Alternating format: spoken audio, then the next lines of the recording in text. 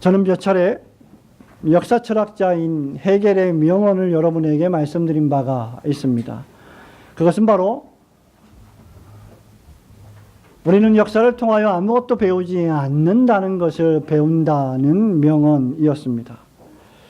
사람들은 과거 역사를 보면서도 또 좁게는 여러분이 살아온 과거의 삶의 경험들을 보면서도 어쩌면 동일한 실수와 동일한 실패를 반복하고 있는지 모르겠습니다. 그렇게 하면 안 되는데 라고 생각했음에도 불구하고 또 여전히 그렇게 행동하고 있는 나 자신을 발견할 때 우리가 얼마나 무력한 존재임을 깨닫게 됩니다. 불과 몇십 년 전인 제1차, 제2차 세계대전을 통하여서 인류가 얼마나 잔혹하고 잔인할 수 있는지를 목격했고 얼마나 사람을 많이 죽일 수 있는 존재인지를 배웠으면서도 여전히 오늘날 세상 도처에는 전쟁과 살인이 난무하고 국가는 나라마다 자국 이기주의로 전쟁을 불사합니다. 동족을 혐오합니다. 여러 인종들을 혐오하는 일들이 도처에서 벌어지고 있습니다. 역사를 통해서 우리가 무엇인가를 배웠다면 좀 다르게 생각하고 다르게 행동해야 하지 않겠습니까? 마찬가지로 저는 이렇게 말씀드릴 수 있을 것입니다. 우리는 설교를 통해서 아무것도 배우지 않는다는 것을 배운다. 이것은 설교를 전하는 자나 설교를 듣는 자나 모두 다 동일하게 적용됩니다.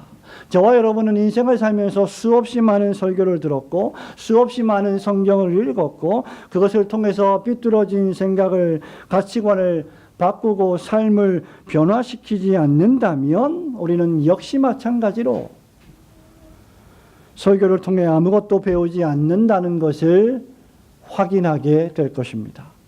저와 여러분이 말씀을 듣고 예배를 드리며 우리의 삶을 하나님께로 가까이 나아가도록 분투하지 않는다면 우리의 삶은 좀처럼 변화되지 않을 것입니다. 설교란 무엇입니까?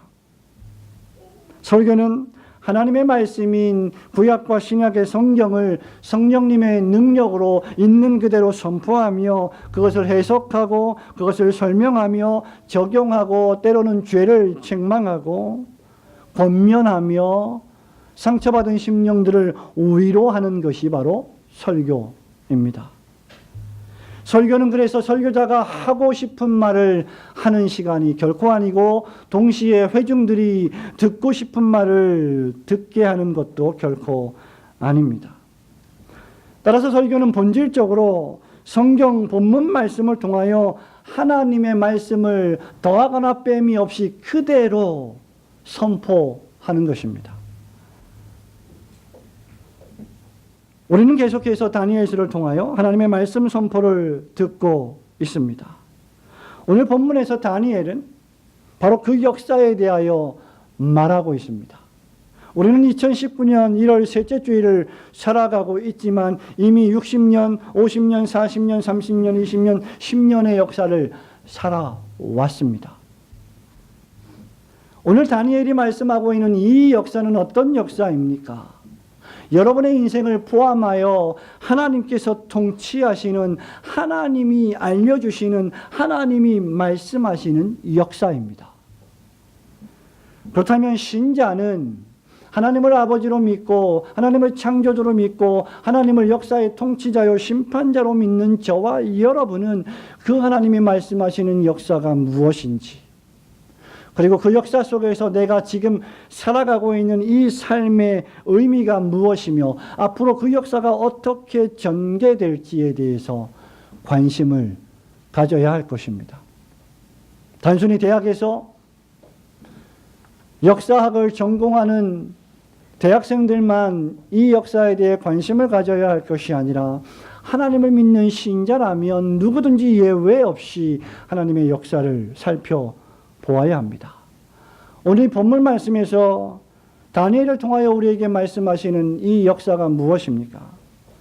우선 무엇보다도 이 본문 말씀에서 하나님은 이 세상에 차례로 등장할 세상 왕국들을 거대한 내 짐승의 환상으로 말씀하고 있다는 것입니다. 달리 말하면 이 본문 말씀에 기록된 네 마리의 엄청나게 큰 짐승의 환상은 이 세상에 차례대로 등장할 세속의 권력과 왕들을, 그 제국들을 묘사하고 있다는 것입니다. 우리 다 함께 2절과 3절 말씀을 함께 읽습니다. 다니엘이 시작. 다니엘이 진술하여 이르되 내가 밤에 환상을 보았는데 하늘에 네 바람이 큰 바다로 물려볼더니 큰 짐승 넷이 바다에서 나왔는데 그 모양이 각각 다르더라.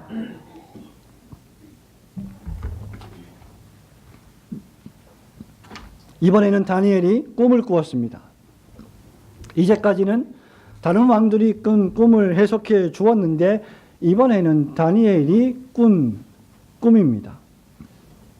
벨사살 왕 원년 즉 주전 약 533년경에 다니엘은 한 꿈을 꾸었고 그 속에서 환상을 보게 됩니다. 그 환상의 내용이 무엇입니까? 바로 2절과 3절입니다. 그것은 바로 네 바람이 큰 바다로 몰려불다가 바다에서 큰 짐승 네 마리가 솟구쳐 올라오는 환상이었습니다. 거두절미하고 이 네 마리의 거대한 짐승, 바다에서 마치 영화의 한 장면처럼 차례대로 올라오는 이 네 마리의 짐승들은 말씀드린 바와 같이 이 세상 역사에 차례차례로 등장할 세상의 왕국들을 상징하고 있습니다. 첫째 짐승은 4절에 보니까 사자라고 했습니다. 둘째 짐승은 5절에 보니까 곰과 같다고 했습니다. 셋째 짐승은 표범과 같다고 했고 마지막 7절에 보니 넷째 짐승은 이전의 짐승과는 확연히 다르고 전무후무한 머리에 10뿔을 지닌 어마어마하게 귀괴하게 생긴 짐승이었습니다. 말하자면 지금 다니엘은 사자, 곰, 표범 그리고 이 세 마리와는 전혀 다른 설명할 수 없는 엄청난 네 번째 짐승, 네 마리의 짐승을 설명하고 있는 것입니다.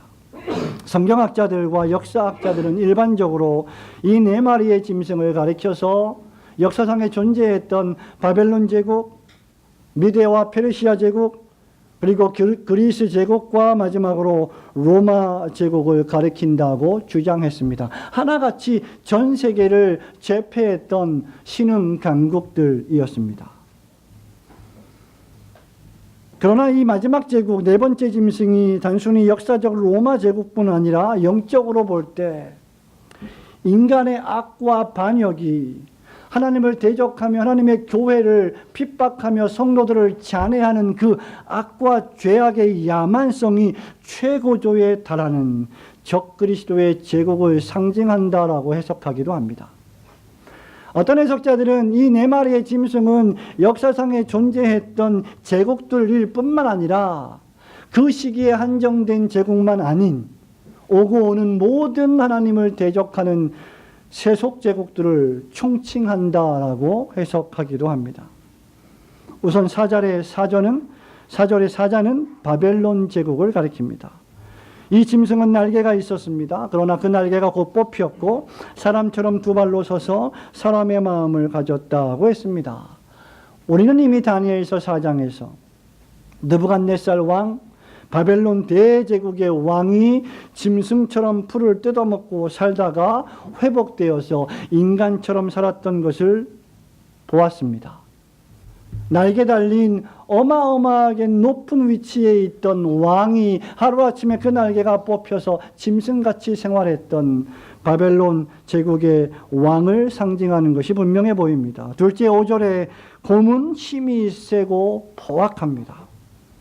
이 짐승은 미디아와 페르시아를 가리키는데 특히 몸 한쪽을 들었다고 기록된 것으로 보아 후일 고레스 2세가 미디아와 바사 왕국, 즉 페르시아 왕국을 통일하여 페르시아 왕국으로 합병한 것을 암시합니다. 곰은 거대한 몸집으로 많은 제국을 침략하여 영토를 확장한 짐승으로 바벨론을 정복한 미디아와 페르시아 제국을 상징합니다.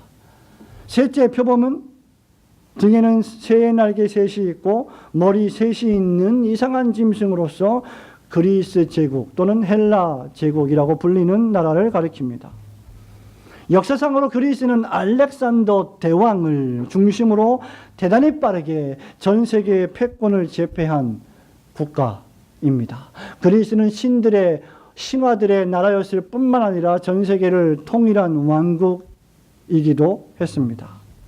페르시아 제국은 주전 약 324년경에 바로 이 그리스 제국에 의하여 멸망을 당해서 역사 속에 사라져 버렸습니다.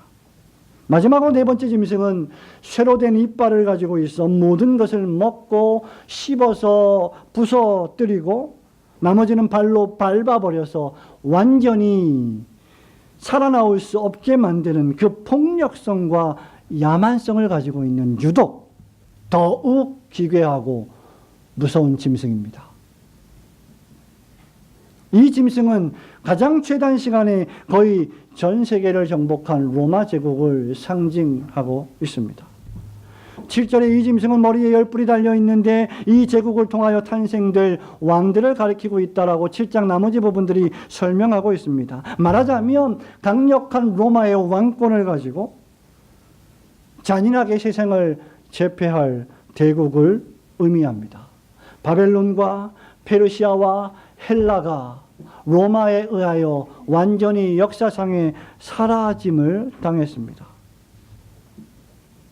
그러나 이 모든 네 마리의 짐승이 상징하고 있는 바벨론과 페르시아와 헬라와 로마의 제국은 단순히 그 역사상에 존재했던 네 가지 국가만이 아닌 전 세계에 등장할 하나님을 대적하는 악의 세력을 총칭하는 말입니다. 성도 여러분, 우선 우리는 이 말씀을 통해서 우리가 살아가고 있는 전 세계의 세상 나라들이 역사적으로 존재했었다는 사실을 생각해야 합니다. 바벨론, 페르시아, 헬라, 로마 아니고 그리고 그 이전에 이집트, 애굽과 같은 제국들은 역사상에 존재했다가 사라져 버렸습니다. 우리가 살고 있는 이 세상은 한 나라가 오고 그 나라가 사라지고 또 다른 새로운 나라가 생기는 세상입니다. 한 나라가 세워지고 그 나라가 멸망하고 또 다른 나라가 세워지고 그 나라가 또 새롭게 세워진 제국을 통하여 멸망을 당하는 반복되는 역사를 보여주고 있습니다. 생각해 보십시오. 전 세계를 제패했던 이집트가 오늘 어디에 있습니까?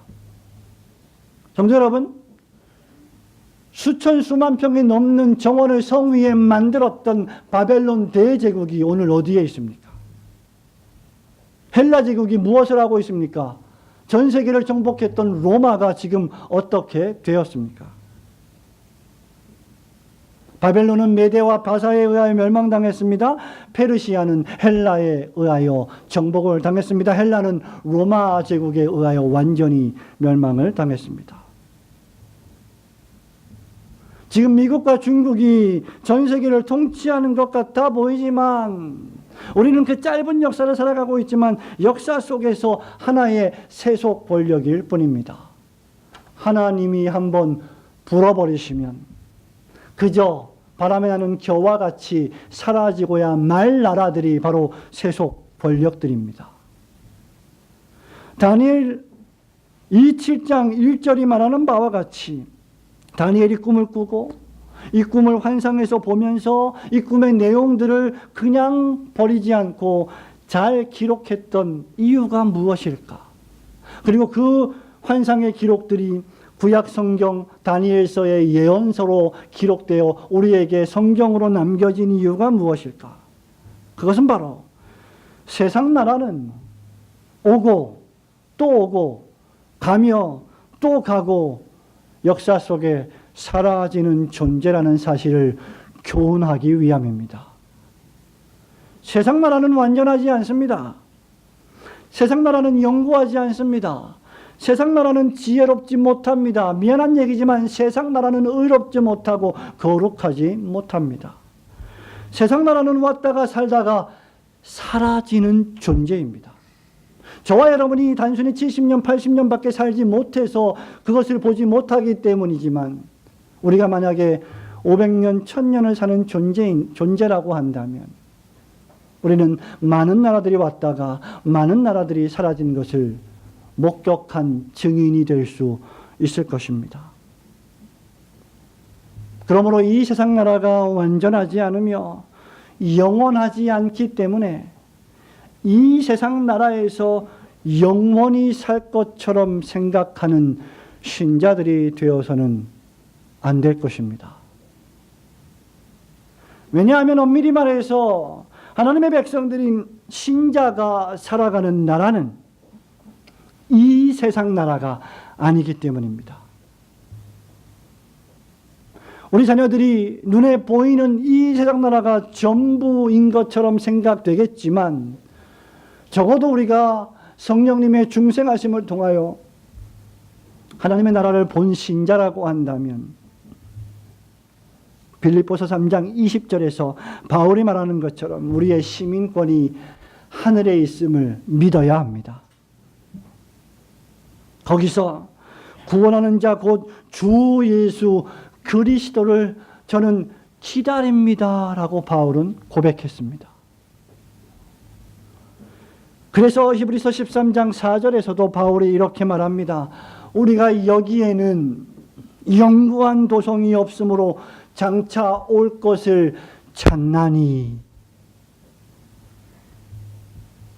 지난 몇 주 사이에 성도 여러분, 미세먼지로 얼마나 고통하셨습니까? 겨울만 되면 목사가 이 좁은 공간에서 오전과 오후에 설교를 하는데 늘 겨울만 되면 목이 칼칼합니다. 왜냐하면 환기가 잘 안 되고 밖에 공기가 좋지 않고 먼지가 많기 때문이죠. 아무리 우리가 문을 닫고 있어도 그 미세한 먼지는 틈을 통해서 들어옵니다. 설교하기가 대단히 어려울 때가 있습니다. 그러나 더 이상 하나님이 세우시는 영구한 나라에는 미세먼지가 없을 것입니다.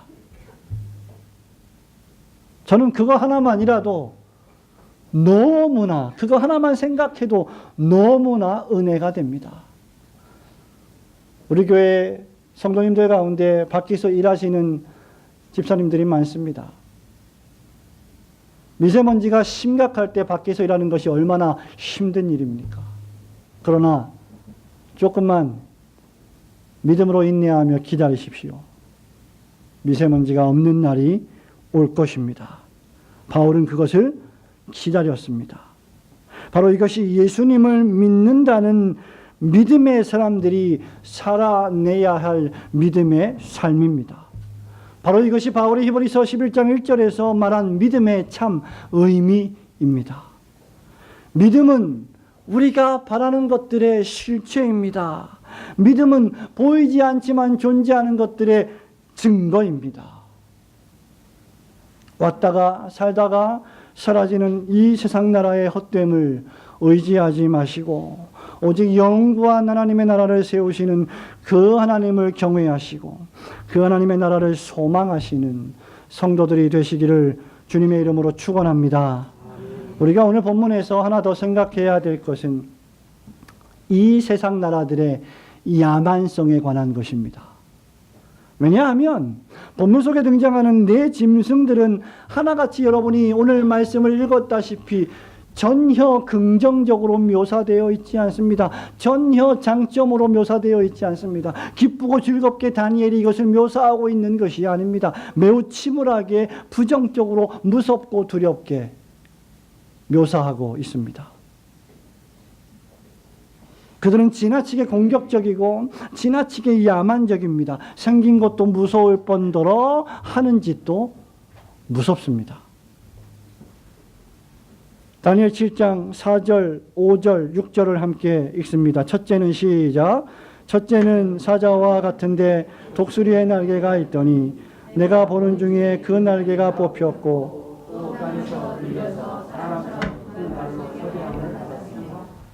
사람의 마음을 받았더라. 또 보니 다른 짐승 곧 둘째는 곰과 같은데 그것이 몸 한쪽을 들었고 그 입의 사이에는 새 갈빗대가 물렸는데 그것에게 말하는 자들이 있어 이르기를 일어나서 많은 고기를 먹으라 하였더라. 그 후에 내가 또 본즉 다른 짐승 곧 표범과 같은 것이 있는데 그 등에는 새 날개 넷이 있고 그 짐승에게 또 머리 넷이 있으며 권세를 받았더라. 우선 사자와 곰과 표범을 보십시오. 사자입니다. 곰입니다. 표범입니다. 사자가 독수리의 날개를 달고 생긴 건 짐승인데 사람의 마음을 가졌다고 했습니다. 사람과 짐승이 혼합된 것 같이 보입니다. 곰의 입과 이빨 사이에는 세 개의 큰 갈빗대가 있어 그것을 씹어먹고 있고 많은 고기를 먹을 것이다 라고 했습니다. 표범은 날개 넷이 있고 머리 넷이 있어 멀리 보고 신속하게 날아다닙니다. 마치 우리 어린 자녀들이 포켓몬에서 보는 것처럼 기괴하게 생긴 모양으로 날아다니고 뛰어다니고 달리고 있는 것이죠.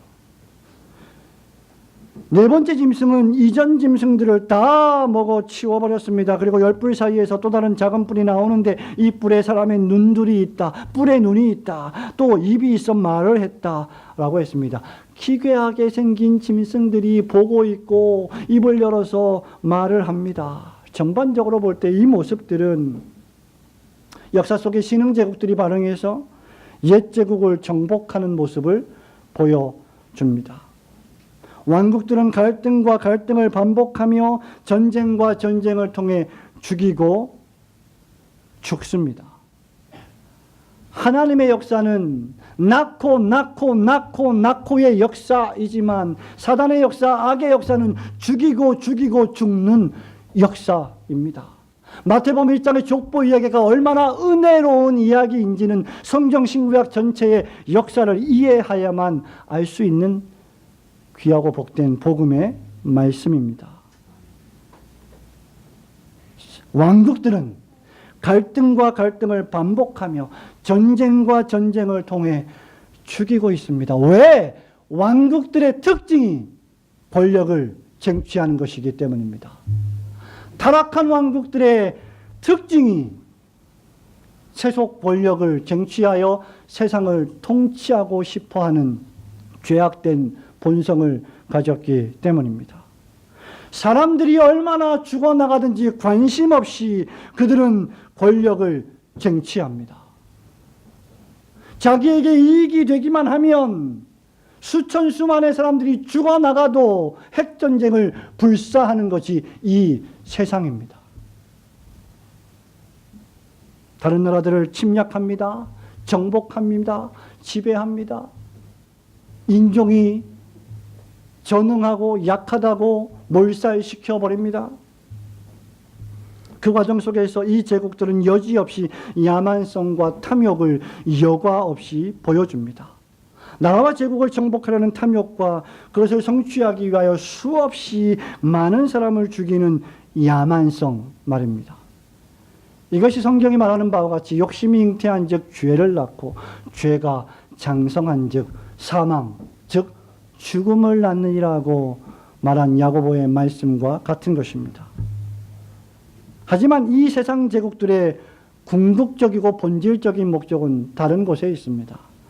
그것은 바로 하나님이 세워가시는 하나님의 왕국, 그리고 그 나라를 위하여 존재하는 교회, 그리고 그 교회의 공동체인 성도들을 핍박하고 잔해하고 박해하는 야만성을 만천하에 드러내는 것입니다.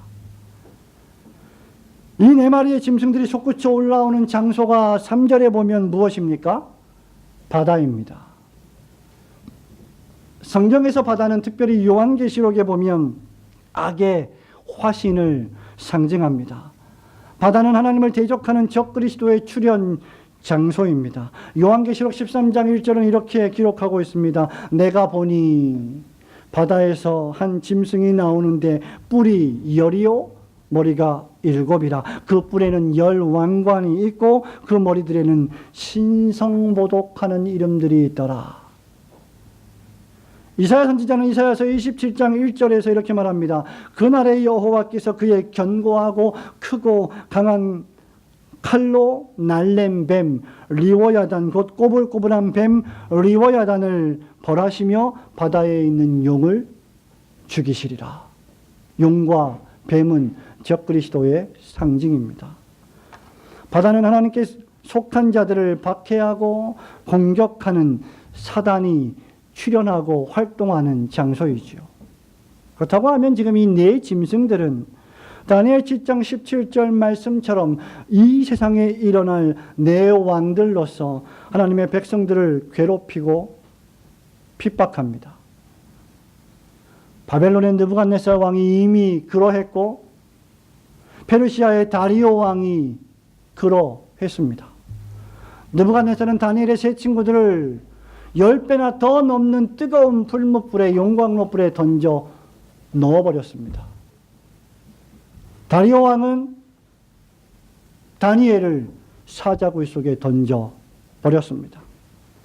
어떤 의미에서 우리가 살아가는 이 세상은 다니엘이 던져지는 풀무불 같고, 다니엘의 세 친구들이 빠진 풀무불 같고, 다니엘이 던져진 사자굴과도 같다고 할 수 있을 것입니다. 이 세상 나라는 다른 나라를 집어삼키려는 탐욕과 야만성을 여전히 지키고 있고, 특히 교회를 핍박하는 야만성을 나타내주고 있습니다. 목사님, 하지만 이런 말씀은 오늘날 평화시대를 살아가는 우리의 삶에는 전혀 피부에 와닿지 않아 보입니다. 이렇게 말씀하실 수 있을 것입니다. 그렇다면 제가 몇 가지 역사 속에 발생한 인간의 잔혹함과 교회와 신자들을 핍박한 사례들을 말씀드리겠습니다. 이미 20세기 초반에 시작되었던 제1차, 2차 세계대전을 통하여 수억의 사람들이 죽었습니다. 이 세계대전보다 더 웅변적이고 더 적나라한 타락한 인간인 죄인의 본성의 증거가 세상에 어디 있겠습니까? 고작 100여 년 전에 우리나라 이 한반도 땅에서 일본이 자행한 만행을 기억하십니까? 일본의 폭정에 항거하는 독립을 외치는 사람들, 대한민국 국민들을 일본 제국은 시뻘겋게 달군 인두와 펜치로 손가락을 자르고 손톱을 뽑고 발톱을 뽑아서 고문하는 만행을 저질렀습니다. 그리고 그 가운데는 상당수 목사들과 성도들이 있었음을 우리는 역사 속에서 기억해야 할 것입니다. 그뿐입니까? 736 부대를 창설해서 살아있는 한국인들을 생체 실험으로 이용했습니다. 불과 100여 년 전입니다. 목사들을, 신자들을 일본의 우상신인 신사참배를 하지 않는다는 이유로 대나무로 만든 죽창으로 찔러 죽였습니다. 40대, 50대의 태형을 때렸습니다. 이런 야만성은 동서양을 가리지 않습니다. 베트남 전쟁에서 미군이 벌인 폭력과 야만성도 결코 예외가 아닙니다. 멀쩡하게 생긴 사람도 예비군 군복만 입혀놓으면 전혀 다른 사람이 된다는 우스갯소리가 있습니다. 왜 그럴까? 죄인된 사람의 야만성과 폭력성은 여전히 그 이면 속에 감추어져 있기 때문입니다. 하물며 세계를 제패한 국가는 어떻겠습니까? 이러므로 이런 실상은 죄인 개인과 나라와 민족이 그 죄를 회개하고 하나님 앞에 나와 하나님을 섬기고 예배하며 경외하는 일이 발생하지 않는다면 여전히 계속될 것입니다. 이 세상 나라는 본질적으로 악합니다. 하나님을 대적합니다. 하나님을 따르는 교회와 성도를 대적합니다. 그러므로 이 세상이 여러분에게 안전과 행복을 가져다 줄 것으로 순진하게 기대하지 말아야 합니다. 새로운 나라가 세워지면, 새로운 정부와 정권이 세워지면 이 정부가 이 세상을 치료하고 이 민족을 치료하고 교회를 돌보며 성도들을 축복해 줄 것이라고 결코 낙관하지 마십시오. 보수 정부나 진보 정부나 상관이 없습니다. 그들이 하나님을 두려워하지 아니하고 하나님께서 그들의 악을 제어하고 일반 은총 가운데 그들에게 지혜를 주시지 않는다면 그들은 여전히 죄와 악 속에서 살아갈 것이기 때문입니다. 왜 그럴까? 세상 나라가 하나님 자리를 대신하여 숭배를 받기를 원하기 때문입니다. 그것이 바로 적그리스도의 정신입니다. 바벨론도 페르시아도 그리고 헬라와 로마도 회개하고 하나님을 섬기는 나라와 백성이 되지 않는 한 본질적으로 하나님을 대적합니다. 바울의 종말론이라고 불리는 데살로니가 후서 2장 3절과 4절에서 바울이 이렇게 말합니다. 누가 어떻게 하여도 너희가 미혹되지 말라. 먼저 배교하는 일이 있고 저 불법의 사람 곧 멸망의 아들이 나타나기 전에는 그날이 이르지 아니하리니 그는 대적하는 자라 신이라고 불리는 모든 것과 숭배함을 받는 것에 대항하여 그 위에 자기를 높이고 하나님의 상전에 앉아 자기를 하나님이라고 내세우느니라. 랄프 데이비스 박사가 말한 바와 같이 다니엘의 환상은 역사의 야만성을 보여줍니다. 어떤 의미에서 역사는 무서운 것입니다. 다니엘은 우리가 이 세상에서 살아갈 때 이 역사를 보기를 원하고 이 역사를 보면서 현실주의자가 되기를 바라고 있습니다. 그 말은 이 역사 속에서 타협하며 현실주의자가 되라는 것이 아니라 이 역사의 참혹한 본성을 현실적으로 깨닫고 대비하라는 것입니다. 바울이 이 세상에 스스로 하나님 자리에 앉은 자들이 하는 일을 고린도후서 4장 4절에서 한마디로 요약합니다. 그 중에 이 세상의 신이 믿지 아니하는 자들의 마음을 혼미하게 하여 그리스도의 영광의 복음의 광채가 비치지 못하게 함이니 그리스도는 하나님의 형상이니라. 이 세상의 신이 믿지 아니하는 자들의 마음을 혼미하게 하여 불신앙을 일으켜서 그리스도의 영광의 복음의 광채가 그 마음에 비치지 못하게 유혹하고 있다라는 것입니다. 그래서 우리 예수 그리스도께서 처음 오셔서 첫 설교가 회개하라 천국이 가까웠느니라 였습니다. 세례 요한도 회개하라 하나님의 나라가 가까웠느니라고 우리에게 말하고 있습니다. 이 세상의 역사는 정치, 경제, 사회, 문화, 철학, 사상, 제도의 옷을 입고 끊임없이 신자와 교회를 유혹하며 마음을 혼미하게 하고 공격을 해서 주님 앞에 나오지 못하게 만듭니다. 화려함과 매력으로 우리의 정신을 쏙 빼갑니다. 그것이 무엇이든지 각자가 살펴보아야 할 것입니다. 성도 여러분, 우리가 이 세상에 살되 이 세상의 시민으로서가 아니라 하나님 나라의 시민인 것을 기대하고 그 나라를 고대할 이유가 여기에 있는 것입니다. 이 세상 나라가 본질적으로 하나님의 교회를 대적하고 스스로 하나님 자리를 차지하여 교회를 핍박하기 때문입니다. 그러므로 이 세상의 본질이 교회를 핍박한다는 사실을 명심하시고 이 세상에 소망을 두지 않고 오직 하나님께만 소망을 두시는 참 성도들이 되시기를 축원합니다. 사랑하는 성도 여러분, 말씀을 맺습니다. 그렇다면 우리 신자들은 이 세상에 살아갈 때 부정적으로만 살아야 합니까? 신자의 역사인식은 그저 비관적이고 부정적이란 말입니까? 그러면 세상을 떠나서 산속에 들어가는 것이 좋지 않겠습니까? 결코 그렇지 않습니다. 7장 9절부터 마지막 절이 잘 보여주고 있듯이 이 세속의 역사, 그리고 우리가 이미 1장부터 6장까지 살펴본 말씀처럼 여전히 하나님이 통치하고 계십니다. 하나님이 주인이십니다. 하나님이 여러분 개인의 삶과 여러분 가정과 이 나라와 이 민족과 전 세계를 통치하시는 통치자이십니다. 바다에 내 짐승이 있다면 본문 2절 말씀에는 하늘에 큰 내 바람이 있습니다.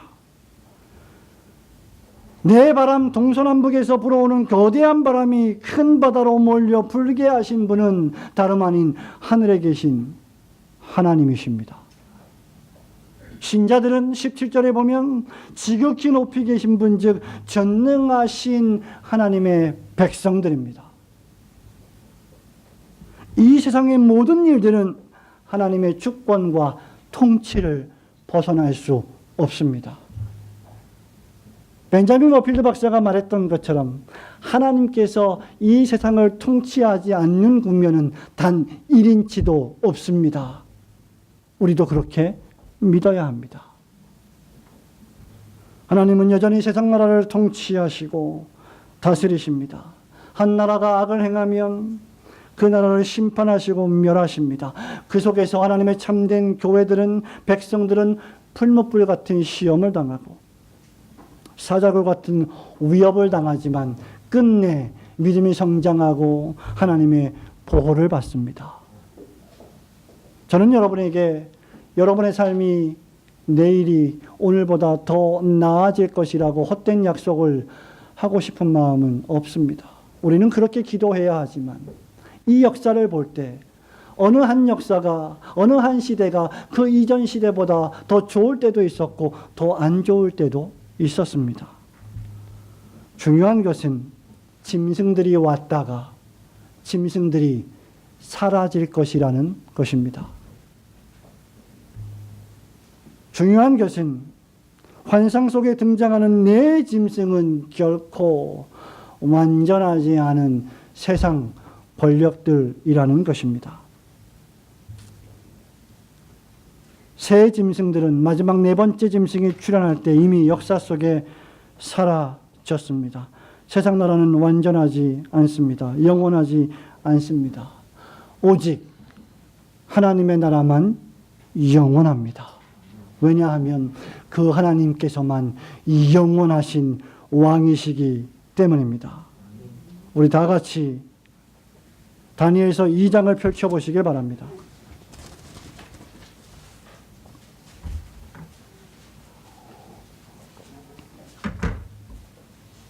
하나님 한 분만을 참되게 섬기고 오늘도 여전히 그 하나님을 경배하며 섬기는 그분의 백성들만이 영원한 나라에 들어감을 얻게 될 것입니다. 우리 다 함께 이 말씀 읽고 오늘 말씀의 교훈을 받기를 원합니다. 2장 24절의 말씀입니다.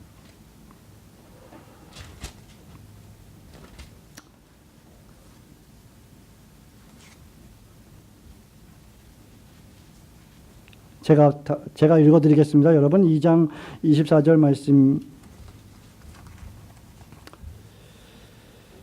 제가 읽어드리겠습니다. 이 여러 왕들의 시대에 하늘의 하나님이 한 나라를 세우시리니 이것은 영원히 망하지도 아니할 것이요 그 국권이 다른 백성에게로 돌아가지도 아니할 것이요 도리어 이 모든 나라를 쳐서 멸망시키고 영원히 설 것이라.